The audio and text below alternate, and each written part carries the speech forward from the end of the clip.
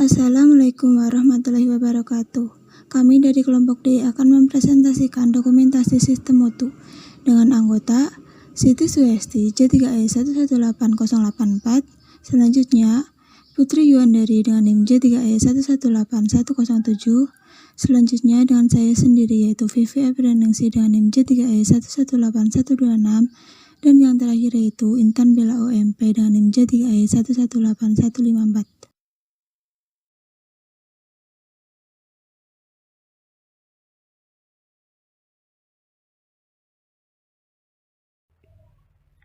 Jadi di sini kami akan menjelaskan tentang dokumentasi sistem mutu. Apa sih dokumentasi sistem mutu itu? Jadi, dokumentasi sistem mutu merupakan proses pengumpulan, pemilihan, pengolahan, dan penyimpanan informasi yang berhubungan dengan sistem mutu. Dokumentasi sistem mutu ini terdapat 4 tingkatan mutu. Yang pertama yaitu panduan mutu, lalu prosedur, instruksi kerja, dan yang terakhir ada dokumen pendukung atau rekaman. Dokumentasi sistem mutu ini tidak dibuat secara perorangan, melainkan dibuat oleh tim yang solid. Sistem dokumentasi mutu dalam laboratorium yang pertama adalah panduan mutu. Panduan mutu merupakan suatu dokumen induk yang berisi kebijakan mutu, sistem manajemen mutu, pelaksanaan mutu dalam suatu organisasi, informasi sumber daya, dan rekaman. Ini merupakan contoh dari cover panduan mutu. Selain cover, panduan mutu terdiri dari daftar isi, daftar dan status perubahan, daftar distribusi, ruang lingkup penerapan, pendahuluan, istilah dan definisi, kebijakan mutu, sasaran mutu dan tujuan komitmen, penjabaran organisasi, tanggung jawab dan kewenangan, penjabaran elemen sistem mutu, dan yang terakhir, lampiran dan daftar prosedur.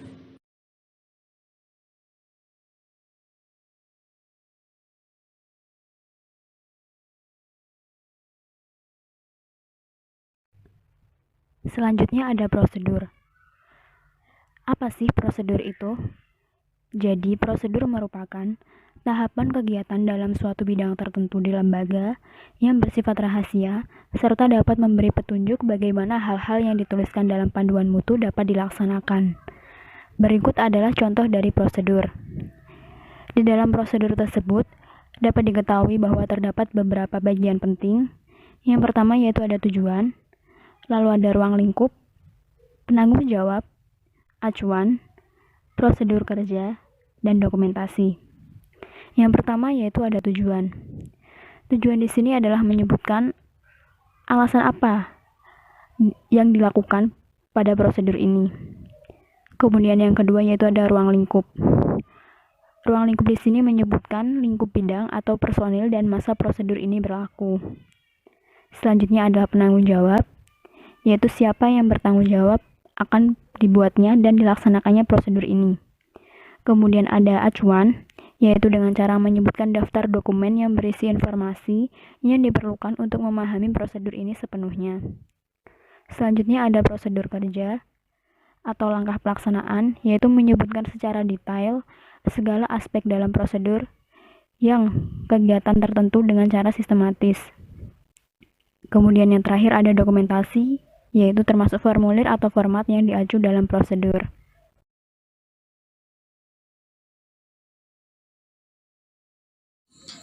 Instruksi kerja atau IK merupakan urutan ketiga dalam hierarki dokumentasi mutu. Dapat didefinisikan juga sebagai petunjuk detail atau rinci yang menjelaskan bagaimana suatu prosedur dilakukan. Dan juga instruksi kerja juga merupakan uraian lebih detail atau rinci dari suatu prosedur. Perbedaan prosedur dan instruksi kerja atau IK. Prosedur mencakup satu seri atau urutan rangkaian kegiatan yang saling berkaitan dengan ruang lingkup yang lebih luas daripada instruksi kerja. Sedangkan instruksi kerja mencakup salah satu kegiatan dari prosedur yang ruang lingkupnya lebih sempit dibandingkan dengan prosedur. Bentuk atau format instruksi kerja atau IK. Format yang paling umum digunakan yaitu diagram alir. Selanjutnya dalam bentuk foto, kemudian dapat juga dalam bentuk checklist. Selanjutnya juga dapat dalam bentuk uraian ringkas dan jelas. Langkah-langkah dalam pembuatan instruksi kerja. Langkah pertama yaitu penentuan ruang lingkup. Selanjutnya, pendiskusian dengan personil yang terkait. Langkah ketiga yaitu pembuatan diagram alir. Langkah keempat yaitu penentuan judul. Langkah yang terakhir yaitu penentuan format instruksi kerja. Kemudian selanjutnya yaitu formulir atau rekaman dokumen pendukung berada pada hierarki keempat, di mana rekaman adalah formulir-formulir yang telah diisi dengan data pada suatu kegiatan.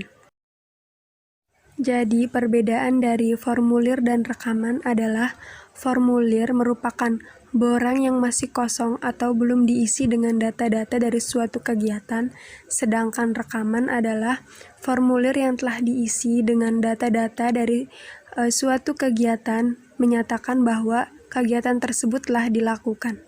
Sehingga rekaman dapat menjadi bukti atau objek ketika dilakukannya audit internal maupun audit eksternal. Di sini terdapat salah satu contoh formulir penggunaan alat yang sangat sederhana karena hanya mencakup beberapa informasi saja, yaitu seperti nama karyawan yang menggunakan alat, tanggal penggunaan alat tersebut, serta paraf sebagai bukti bahwa orang tersebut telah benar menggunakan alat ini. Suatu formulir atau rekaman harus memuat informasi yang sangat detail mengenai hal yang bersangkutan, agar jika terjadi suatu masalah, dapat ditelusuri dan menemukan siapa yang harus bertanggung jawab terhadap masalah tersebut. Kemudian untuk selanjutnya yaitu rekaman, di mana rekaman ini adalah formulir yang sebelumnya yang telah diisi dengan data. Yaitu sebagai contoh di sini, rekaman penggunaan alat pada tanggal 2 Mei 2020 telah digunakan oleh Budi. Kemudian untuk hari selanjutnya yaitu tanggal 3 Mei 2020, alat tersebut telah digunakan oleh Sutrisno. Sistem dokumentasi mutu yang terakhir adalah pengendalian dokumen. Pengendalian dokumen ini memiliki sasaran-sasaran tertentu yaitu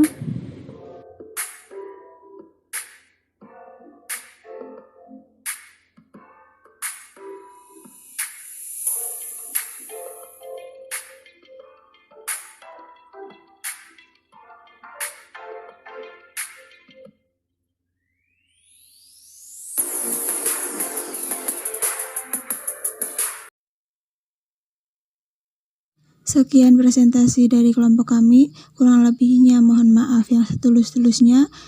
Terima kasih. Wassalamualaikum warahmatullahi wabarakatuh.